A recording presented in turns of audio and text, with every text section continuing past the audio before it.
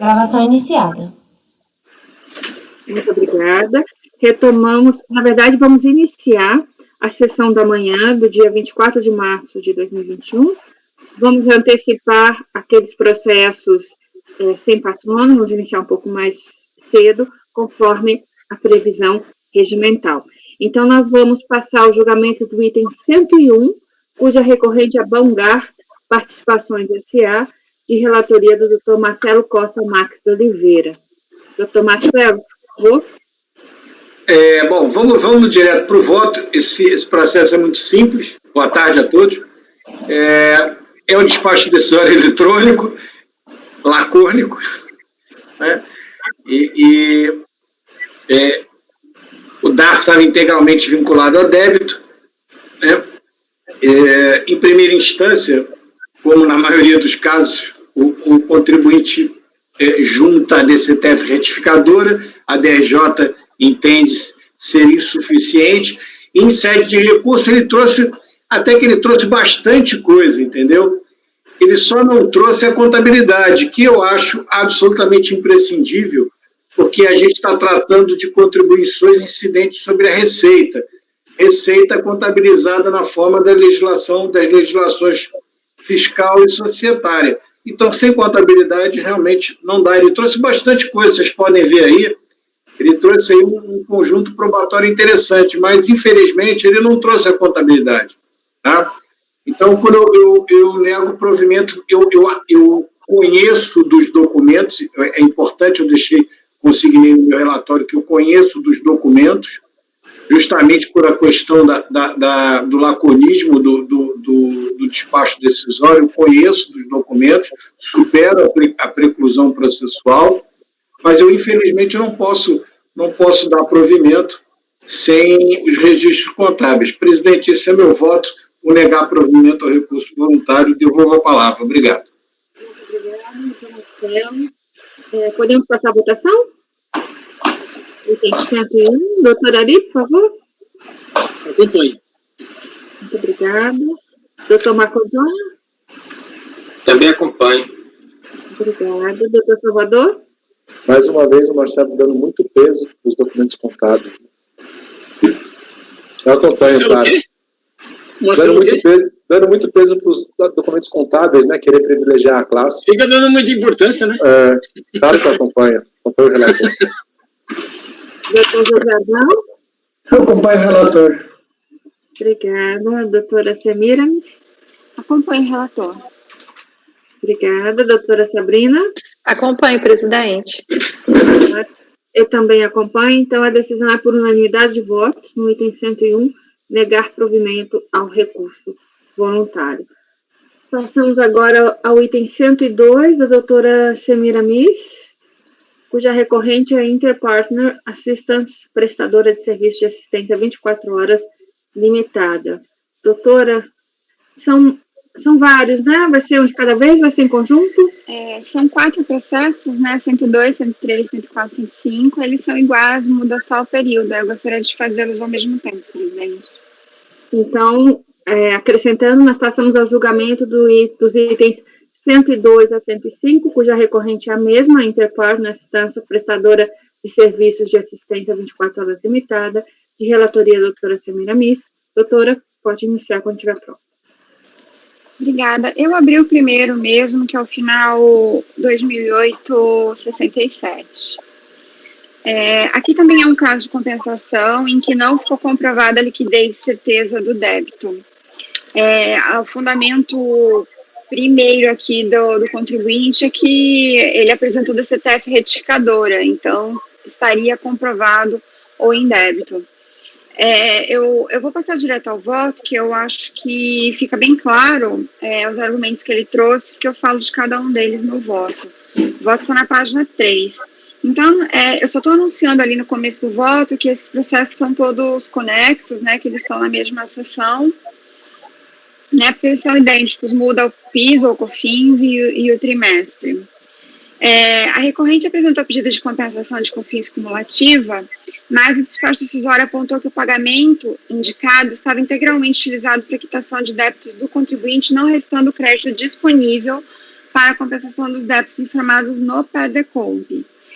A origem do pagamento a maior, segundo sustenta, é decorrente de contratos de prestação de serviços firmados antes de 31 de 10 de 2003, com prazo superior a 1 ano e com preço pré-determinado, que deu origem ao recálculo da COFINS, porque a empresa estava sujeita às duas sistemáticas, tributação no regime cumulativo e no cumulativo também. Em fevereiro de 2004, nos termos do artigo 10, inciso 9b, da Lei 10.833. Contudo, teria feito recolhimentos apenas no cumulativo.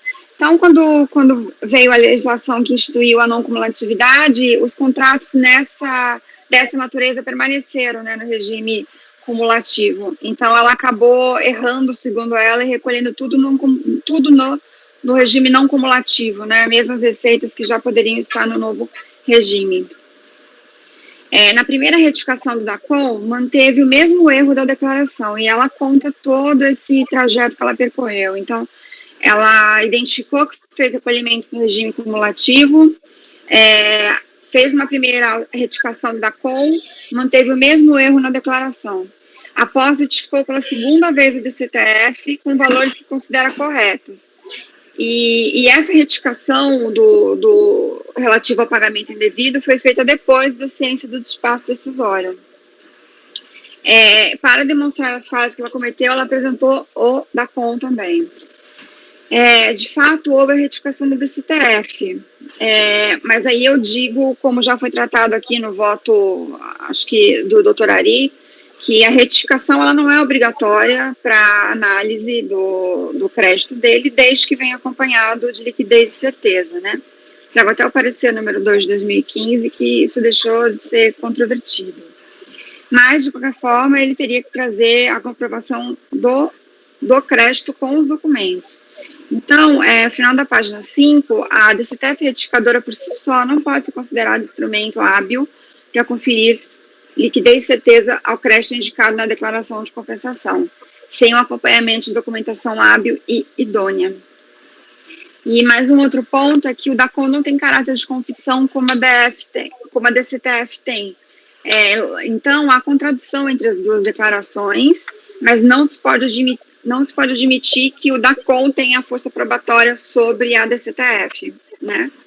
Então, mais um argumento para que tivesse vindo a documentação comprobatória. E a recorrente ela traz o seguinte, para comprovar a liquidez e certeza do crédito. O contrato de prestação de serviço firmado antes de 31 de 10 de 2003, a planilha de apuração dos valores que ela considera corretos, os DARFs, a primeira DCTF retificadora com erro, a segunda DCTF retificadora, agora segundo que ela considera como correto, o DACOM e o PERDECOMP original e retificadora.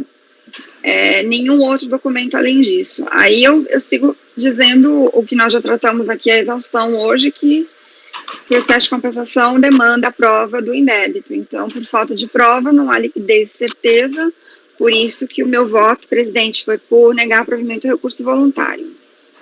Muito obrigada, doutora.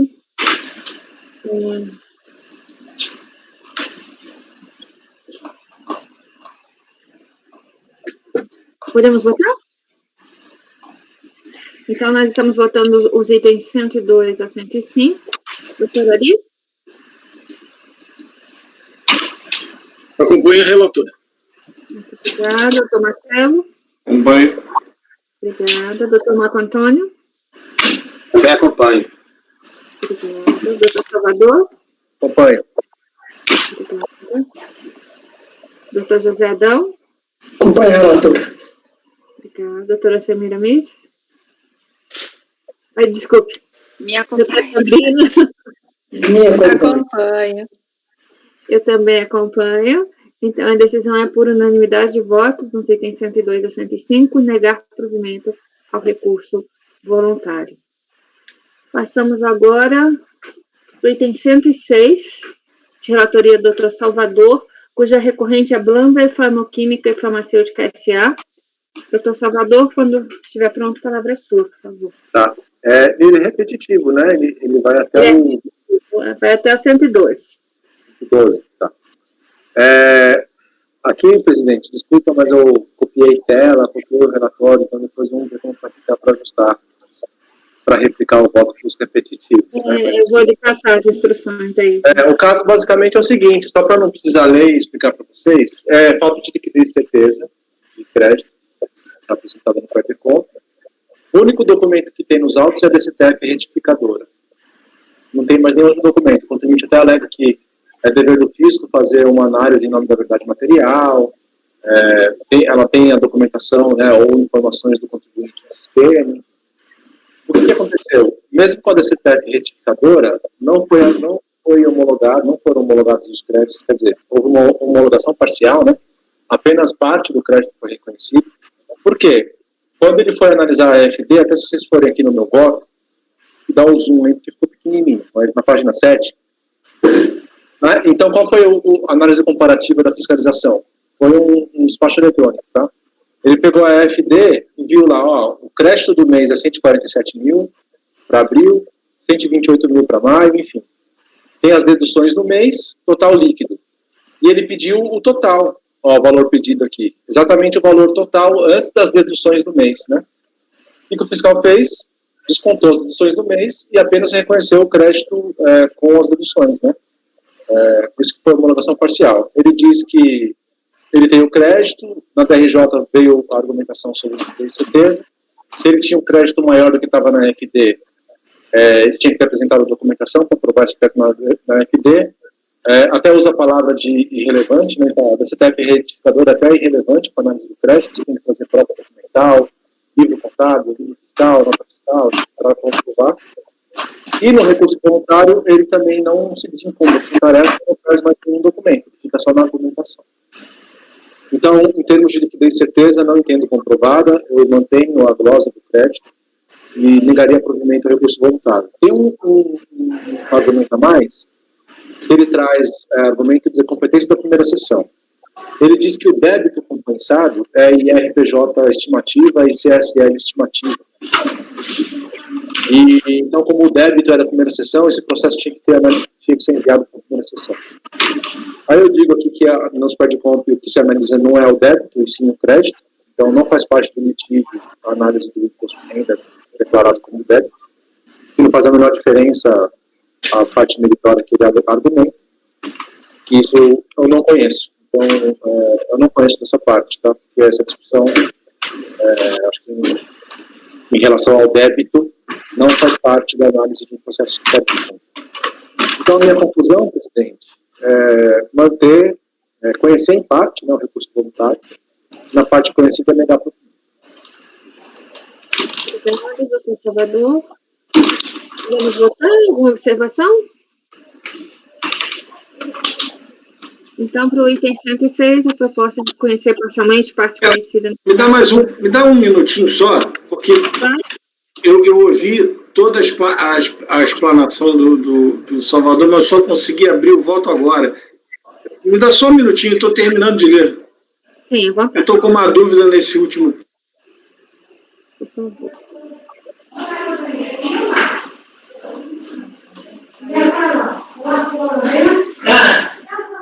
Obrigada, Leonel. Quando estiver pronto, você dá um hello para nós.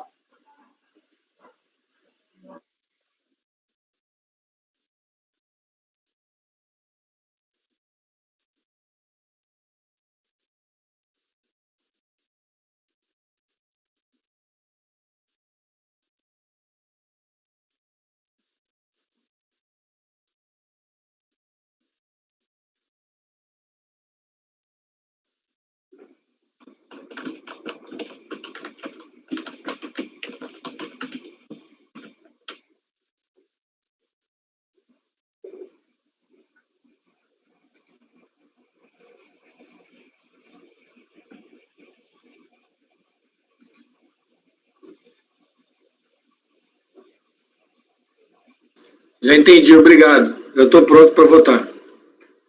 Obrigada, Marcelo. Então, podemos votar? Conhecer parcialmente, na parte conhecida, negar provimento, ao voto do relator no item 106. Doutora Ari? Acompanho. Muito obrigada. Doutor Marcelo? Acompanho. Obrigada. Doutor Salvador, não. Doutor Marco Antônio? Acompanho. Obrigada. Doutor José Adão? Acompanho. Obrigada. Doutora Semiramis?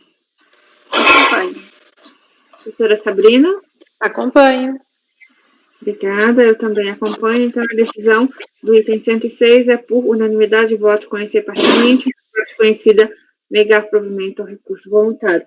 Essa decisão é de um paradigma e ela vai ser replicada nos itens 107 a 112 da pauta, que vão ter a mesma decisão.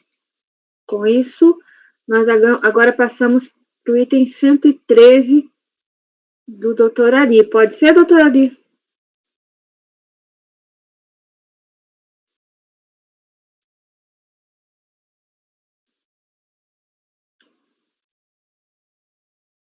Pode. Um minutinho só, eu vou trocar o texto que eu coloquei lá, eu coloquei o texto errado. Um minutinho só. Tá bom, eu vou aguardar um pouquinho e daí eu faço o anúncio. É 113? É. 113. A gente pode julgar ainda o 113 e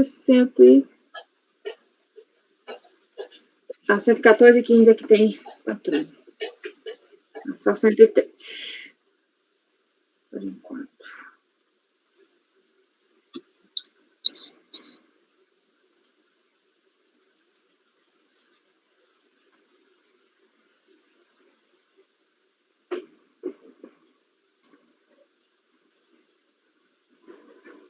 Eu acho que saiu em vista também por causa da súmula, né? Na súmula.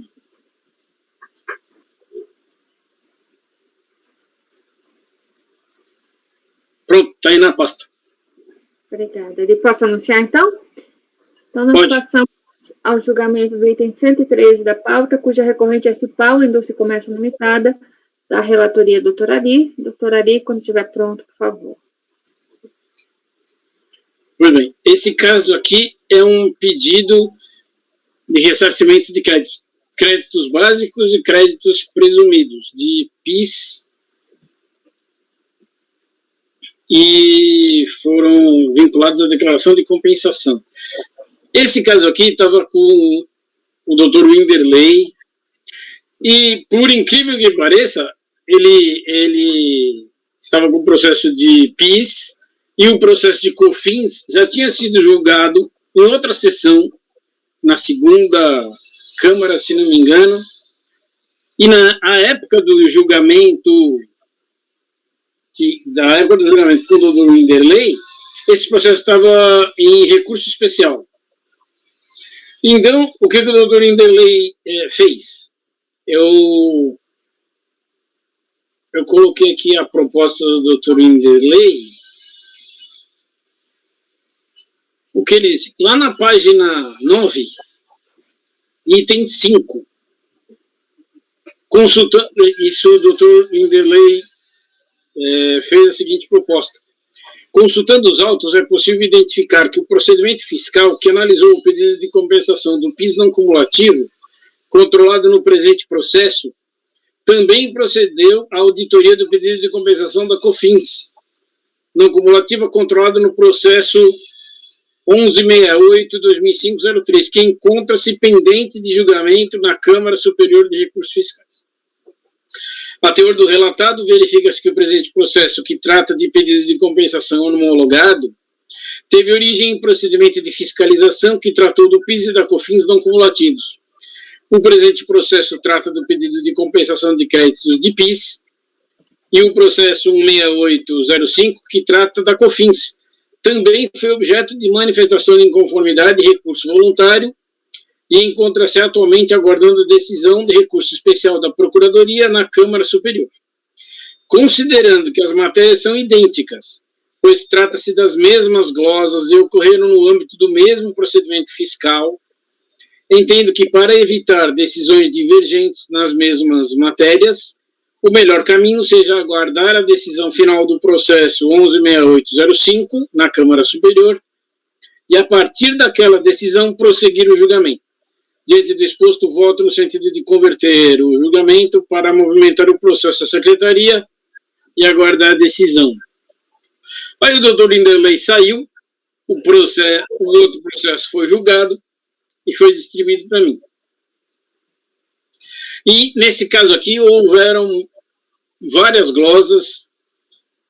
O relatório está aí no começo, e no relatório as glosas são, bem resumidamente, bens utilizados como insumos, aquisições de mercadorias registradas com as operações compras com fim específico de exportação, depositados em armazém localizado no porto de Paranaguá, serviços utilizados como insumo, aproveitamento indevido de crédito sob pagamento de despesas com veículos de funcionários, combustíveis, manutenção e seguros, despesas com viagens, passagens e hospedagens, refeições, cestas básicas e diárias, telex, telefone, malotes e correspondências, materiais de expediente e escritório, encadernação, fotocópias, e daí, despesas legais judiciais, mensalidades de sindicatos e Serasa, tem vários serviços que foram glosados. Fretes e pedágios, que por se referir a trânsito de produto entre filiais e fretes com pedágios na aquisição de adubos e fertilizantes cujas alíquotas estavam reduzidas a 0. Essa empresa aqui, ela industrializa e comercializa adubo e outros produtos químicos. Foi glosado também despesas de energia elétrica, relativos ao consumo de energia elétrica de estabelecimento da empresa, despesas de aluguéis, correspondente a aluguéis residenciais e pagamento de taxa de condomínio, depreciação de bens do ativo imobilizado, que não está vinculado à produção de bens ou utilizados nas atividades da empresa, outras operações, despesas financeiras por ser verdado, o aproveitamento de créditos relativos à variação cambial e monetária, juros pagos sob financiamentos, empréstimos com atraso em pagamento de faturas, além de taxas e tarifas bancárias. O crédito presumido das atividades agroindustriais, que a gente já discutiu até nessa sessão, aproveitados nos meses de agosto e setembro no cálculo do valor a ser ressarcido, já que esses valores somente poderiam ser utilizados para dedução e não para aquela discussão que nós já tivemos hoje. Ajustes positivos de crédito, declarado indevidamente no DACOM como crédito de exportação, quando deveria ter sido indicado na coluna correspondente a mercado interno. Base de cálculo do PIS/PASEP e receitas de exportação, no cálculo do crédito passivo a ser compensado com outros tributos, o critério do rateio proporcional foram excluídas as aquisições de mercadorias com fim específico de exportação, que foram indevidamente contabilizados como compra para comercialização, por se tratarem de operações não tributadas. Exclusão de vendas das receitas de exportação e somadas à receita de revenda de mercadorias, uma vez que se referem a saídas para o mercado interno e não se enquadrarem no conceito de vendas com fim específico de exportação. Também vendas às empresas preponderantemente exportadoras e inclusão no item de venda do mercado interno por não se enquadrarem no conceito de venda com fim específico de exportação. E, por fim, além dessas glosas, o rateio proporcional e a correção monetária do crédito presumido e do crédito básico por aplicação da súmula do STJ. Basicamente é isso o relatório, presidente. O processo é grande, mas basicamente o que eu resolvi, e eu vou passar direto para o meu voto,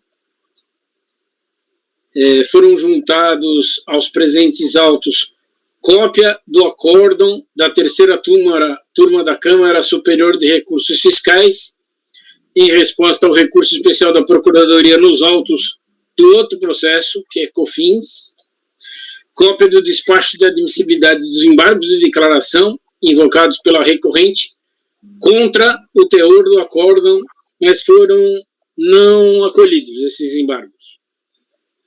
A recorrente apresentou embargos contra o acórdão da Câmara Superior, mas não foram acolhidos. Bem, o meu voto está lá na página 10 e eu vou tentar ser breve, porque são vários os itens, né? Mas, basicamente, esse item é importante. Diante da identidade de objeto, como esclareceu o ilustre conselheiro relator anterior desses autos, Winderley Moraes Pereira,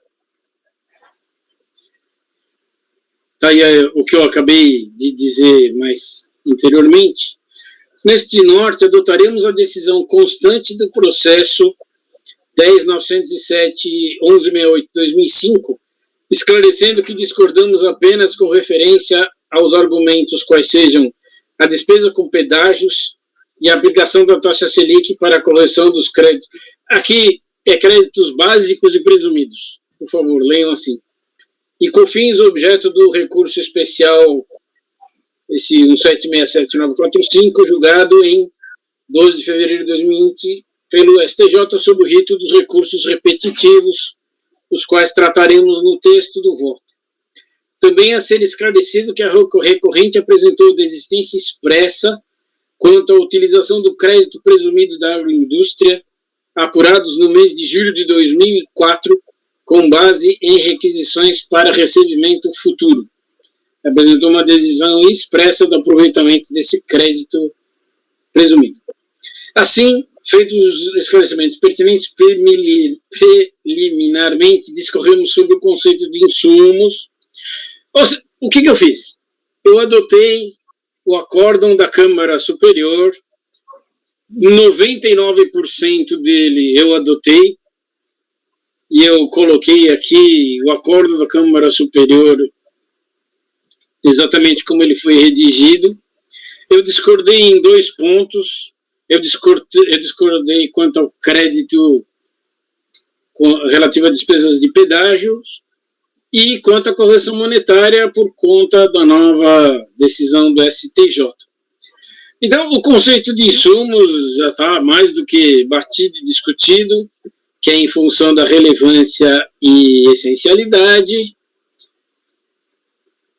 E aqui estão as atividades da empresa, para que a gente possa, para que se pudesse analisar o conceito de insumos, eu haveria que se analisar aqui na folha 12, tem uma cópia do pedacinho do contrato social onde estão as atividades da empresa, um monte de atividade.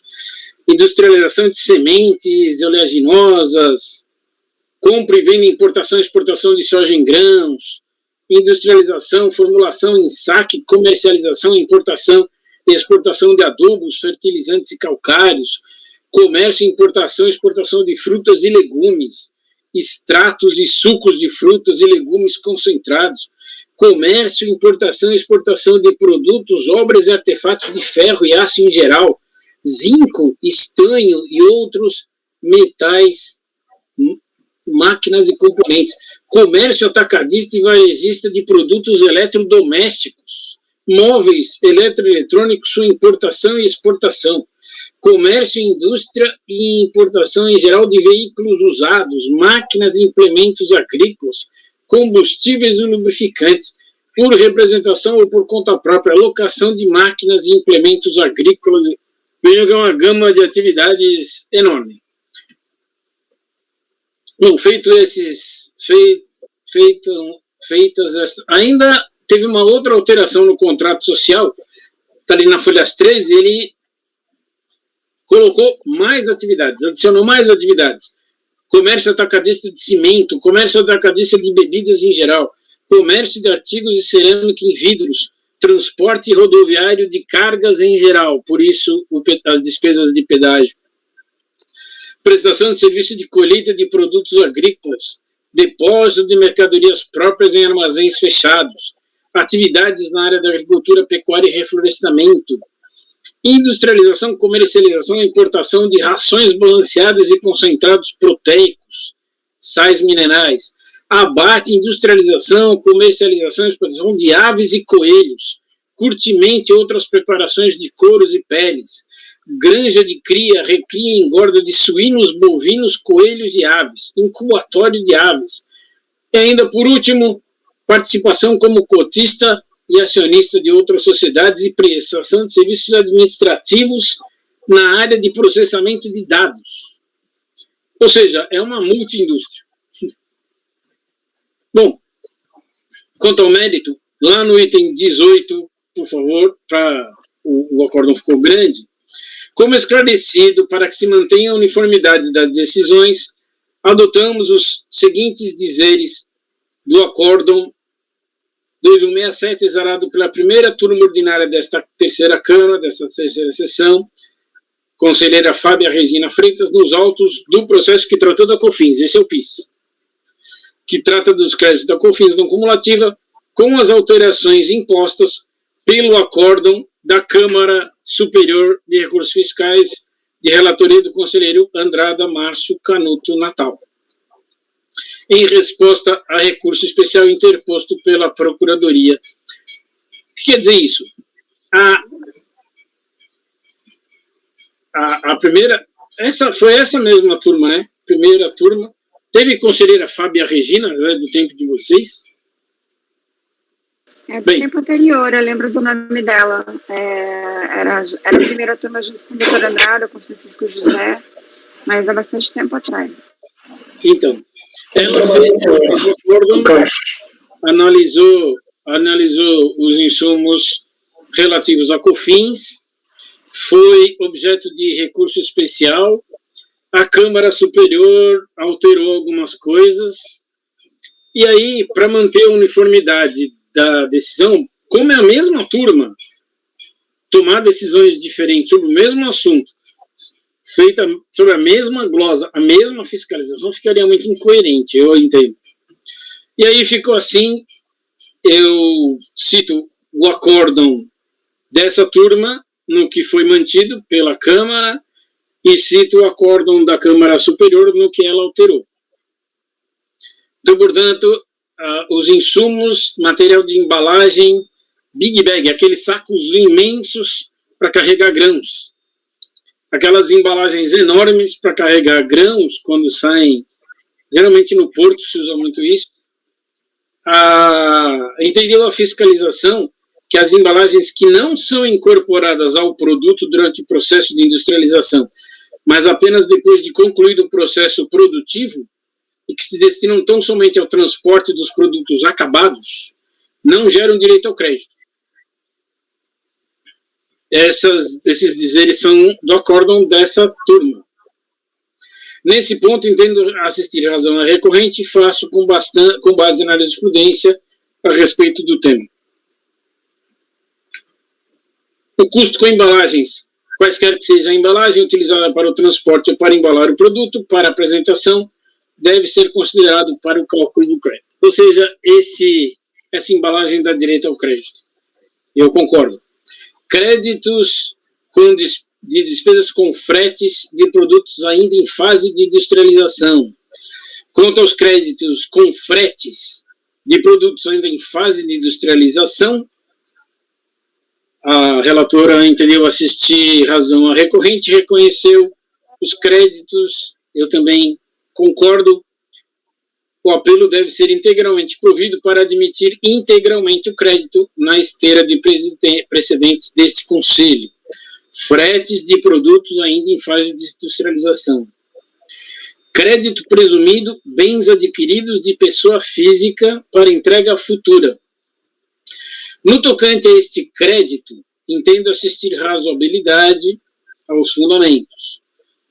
De fato, se há obrigatoriedade da retenção do tributo por parte do vendedor do produto no momento em que se efetiva o contrato de compra e venda, e o pagamento do valor da mercadoria, é nesse momento em que há o nascimento do crédito, pois ali haverá a retenção e consequente extinção do débito fiscal.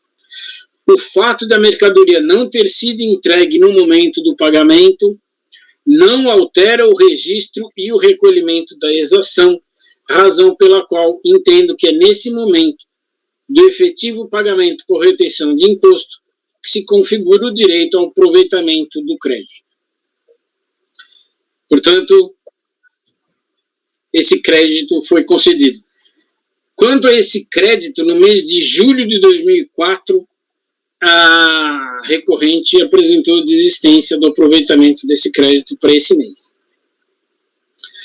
atribuição de créditos às receitas de exportação, rateio proporcional, aí adotei o acórdão dessa turma, e a utilização desse crédito é os dizeres do acórdão da Câmara Superior. Está aí o acórdão 93036863. Entendeu ainda que deveria ser excluído da base de cálculo das receitas com exportação os montantes correspondentes às operações de exportação realizadas como comercial exportadora. A Câmara Superior reformou. Entendo que merece reforma o julgado, é que a norma que rege o caso concreto encontra-se prevista no artigo 6º da Lei 10.833, está aí a redação. Assim, segundo consta na norma supra, entende-se que, para as empresas que estejam submetidas a apenas uma sistemática de apuração do PIS e COFINS, ou seja, ela só tem sistemática não cumulativa, ela não tem receitas da cumulatividade. A regra para o critério de rateio deve ser o que restou estabelecido no artigo 6º e seus parágrafos da Lei nº 10.833. Nesse sentido, o cálculo deve ser realizado da seguinte forma: confronto entre os débitos, mercado interno, está aqui a fórmula que foi adotada pela Câmara Superior e eu concordei. Nesse aspecto, entendem equivocado a linha adotada pelo Oresto recorrido, que aplicou a hipótese à regra do artigo 3º e não do artigo 6º, merecendo reforma o Oresto nesse particular, razão pela qual o recurso da contribuinte deve ser provido. O que quer dizer isso? O critério para o rateio das receitas de exportação deve ser não o artigo 3º, como da Lei 10.833, como essa turma decidiu, mas sim pela regra do artigo 6º, que é o que a Câmara Superior decidiu, porque essa empresa só estava sujeita a uma sistemática de apuração, que é a não cumulatividade. Ela não tinha receitas da cumulatividade. Portanto, o artigo 6º é o que deve ser usado e não o artigo 3º, como o acórdão dessa turma dizia. Quanto à utilização desse crédito, assim se pronunciou a Câmara Superior. Não há razão para duvidar que, a partir de 1º de agosto de 2004, o crédito presumido da agroindústria passou a ser passível de utilização somente para o desconto das contribuições devidas. Esse aqui eu acho desnecessário ler, porque a gente já discutiu em 2 casos aqui nessa sessão mesmo, que o crédito presumido só pode ser deduzido, não pode ser compensado nem ressarcido. E aí a Câmara Superior decidiu que só pode ser deduzido do débito apurado e não pode ser usado para compensação nem para ressarcimento. Aí tem a aplicação da taxa Selic,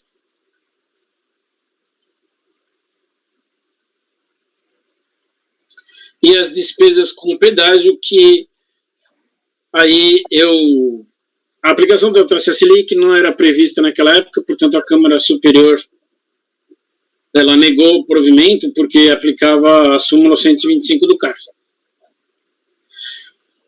Então, quanto à aplicação da taxa Selic, esta matéria foi objeto do recurso especial 1.767.945, julgado em 12 de fevereiro pelo STJ, sob rito dos recursos repetitivos. Aí como foi sobrestado na sessão passada, e a gente estava discutindo se podia ou não podia, eu resolvi colocar o texto todo do acórdão do STJ aí, é só questão de instrução do processo. Ele não é mais necessário a gente ler, porque a gente já discutiu ele, né? Assim, eu vou lá para o meu item 21. No presente caso, o processo de pedido de créditos da contribuição para o PIS, protocolizado em 31 de maio de 2005, no montante de 8 milhões e relativos a pretensos créditos que teriam sido apurados no 3º trimestre de 2004, calculados no regime não cumulativo da contribuição e decorrentes de operações com o mercado externo. As folhas tais com tem o despacho decisório, por meio do qual foi definido em parte o pedido de ressarcimento e homologada em parte a compensação. Assim, em 31 de maio de 2006, transcorreu o prazo de 360 dias e, portanto, a partir da data de 1 de junho de 2006, conforme exposto e a decisão do STJ, passa a ser devida a correção monetária a ser acrescida ao valor do crédito a ser ressarcido. Esse é o meu entendimento diante da decisão do STJ, a partir do primeiro dia depois do, como o doutor Marcelo falou, 360º dia, a partir do dia seguinte a esse prazo, passa a incidir correção monetária. Quanto às despesas com pedágio, assim está redigido o texto legal que permite a apuração de crédito da contribuição ao PIS/PASEP referentes a serviços prestados. Do valor apurado, a pessoa jurídica produtora. Esse texto está mais do que batido, né? Diz lá o texto que os créditos são sobre bens e serviços utilizados como insumo. Muito bem.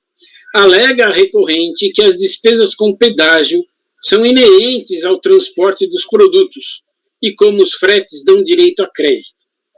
Ela transporta esse monte de produto aí entre as filiais dela.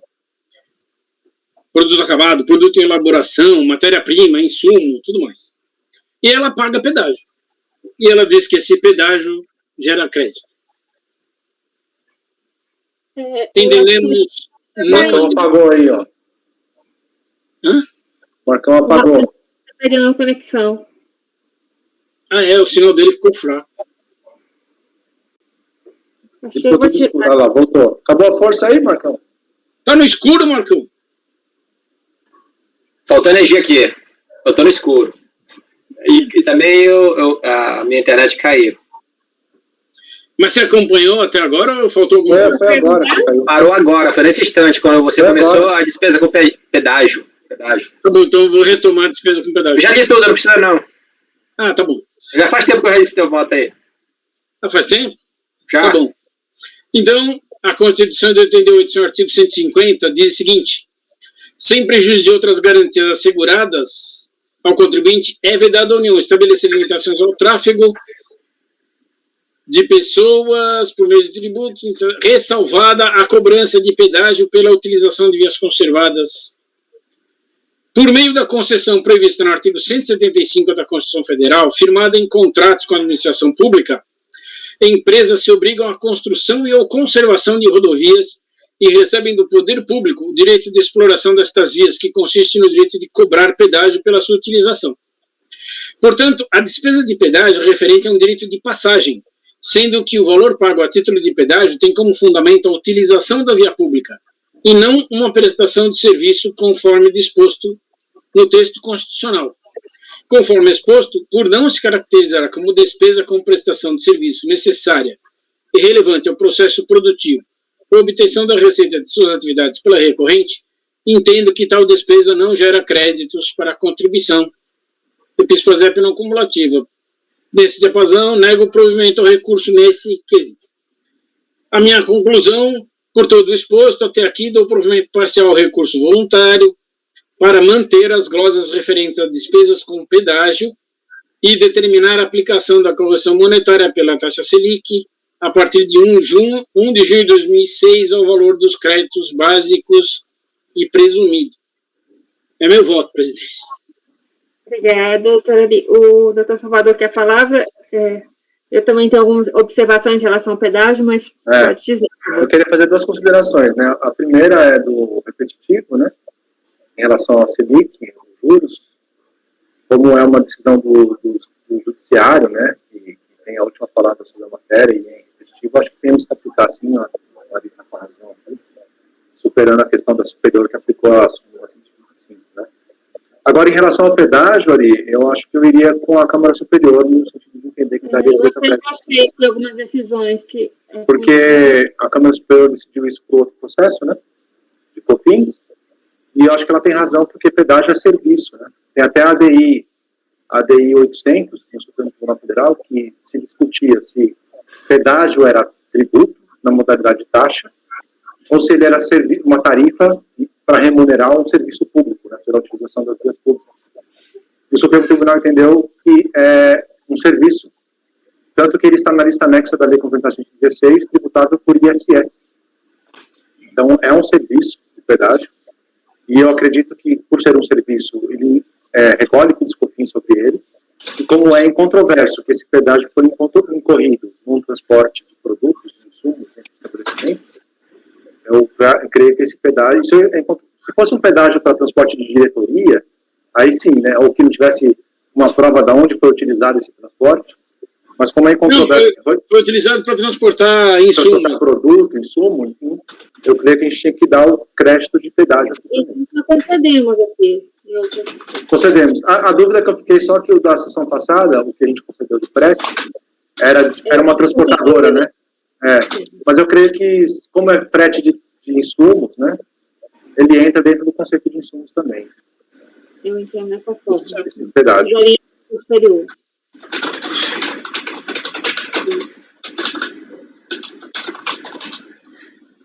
O Marcelo está franzindo a testa, não sei se ele quer falar alguma coisa, mas a Lisiane ia comentar alguma coisa também, né? Não, é exatamente em relação ao pedágio, né? É sobre esse entendimento, a natureza jurídica, sobre o entendimento da Câmara Superior, que eu concordo, né?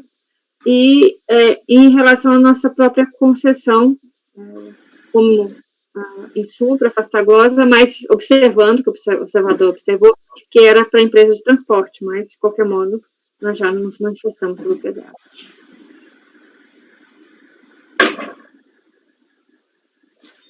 Mais alguma observação?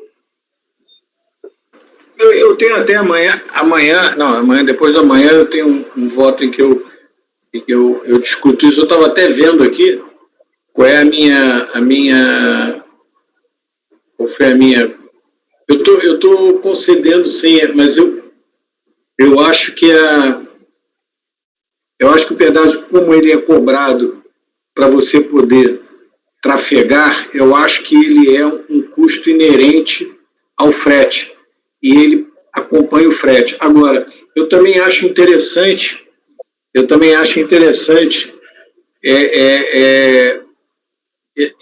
essa outra forma de abordar do Salvador, de que seja um serviço. Eu acho que pelos dois lados a gente pode admitir o crédito de uma forma ou de outra.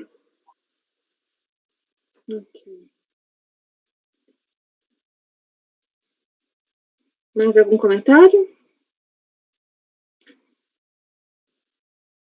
Doutor Ari, então, o senhor mantém esse entendimento de dar provimento parcial, recurso voluntário, para manter as despesas com glosa e aplicar a correção monetária. Eu não entendi que o dispositivo, você está revertendo todas as glosas, Ari? Você está mantendo só o pedágio, é isso? Ah, tá. Então, por isso você colocou reverter todas as glosas, não, quer dizer, manter as glosas do pedágio, né? Porque as outras todas você está revertendo, é isso? Passei o microfone ali. Desculpa. Para não falar concedo, eu mantive só a glosa do pedágio, que eu tive esse entendimento que eu expus aqui no voto. As outras glosas foram revertidas. Então, assim, só para a sugestão, Ari, só para a sugestão, eu colocaria assim, dar parcial provimento ao recurso voluntário para reverter todas as glosas, exceto as glosas para o pedágio. Assim, eu mudo a redação. Está concedendo para manter, né? Eu mudo a redação. Para reverter todas as glosas, exceto... Tá bom. Ok, podemos votar?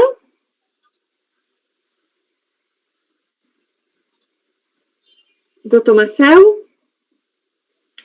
Acompanhe. Parabéns, Ari.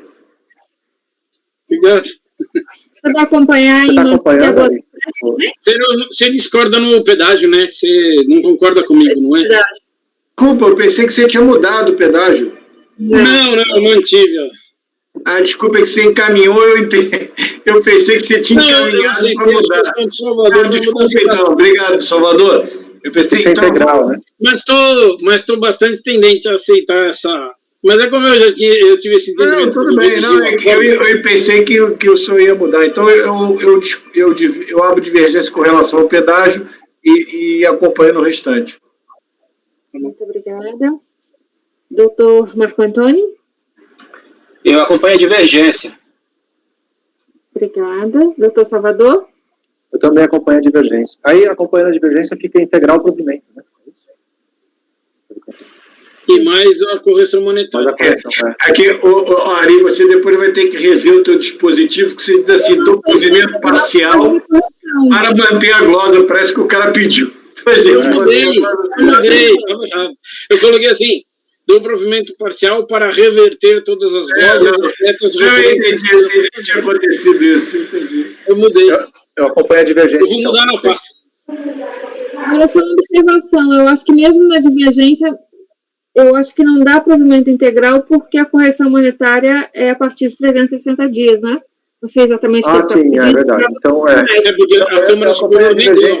para discordar da questão do pedágio, né, e concordar com o resto. Você acompanha a divergência em relação ao pedágio. Tá. Desculpe. Doutor José Adão? Eu divido contra o primeiro contra o rateio para qualquer presumido do IPI. Aí não discordo também do pedágio e da Selic. São as três matérias: rateio, pedágio e Selic. Rateio, pedágio e Selic. Vamos botar aqui.